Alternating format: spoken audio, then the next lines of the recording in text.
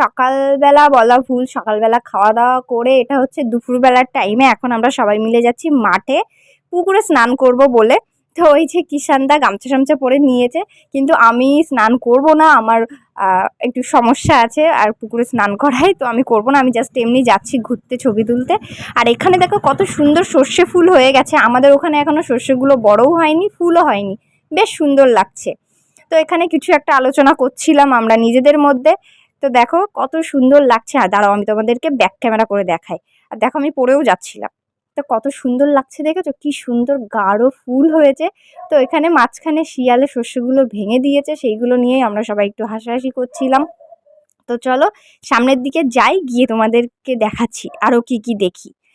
তো তারপরে এখানে দেখো রজনীগন্ধা ফুল চাষ করেছে, সেগুলোই তোমাদেরকে দেখাচ্ছিলাম। এরকম স্টিক স্টিক হয় আর কি রজনীগন্ধা ফুলগুলো। আর এখানে পটল চাষ হয়েছে। আমাদের মাঠে বেশিরভাগ ধান আর সর্ষেটাই চাষ হয়, আর এই মাঠে প্রচুর মানে সবজিও চাষ হয়েছে, ধান সর্ষে ফুল আখ প্রচুর জিনিস চাষ হয়েছে। তো এবার চলে এসেছি আখ খেতে, আখ খাবো বলে এসেছিলাম, তো আখওয়ালা আর কি বললো যে আখগুলো নষ্ট হয়ে গেছে।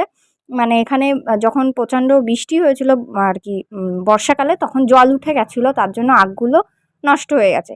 তো পুকুরের অবস্থা দেখে আমরা কেউ আর স্নান করিনি, কারণ জল কমে গেছে, পুরো জলটা আর কি ঘোলা ঘোলা হয়ে গেছে। পুকুর ঠিক না, ভেরি ছিল ওটা।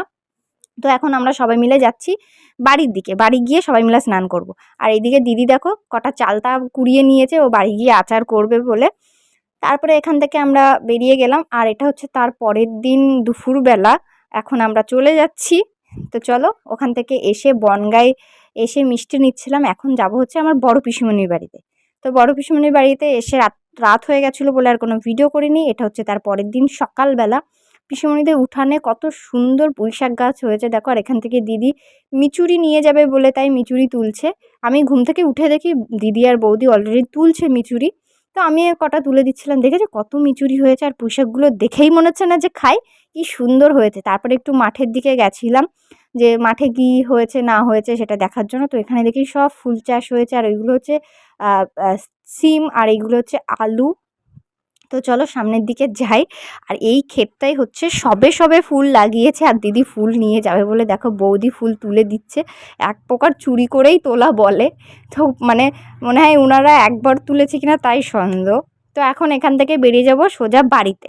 তো বাড়িতে এসে আজকে আমরা সবাই মিলে বানাচ্ছিলাম পিঠে।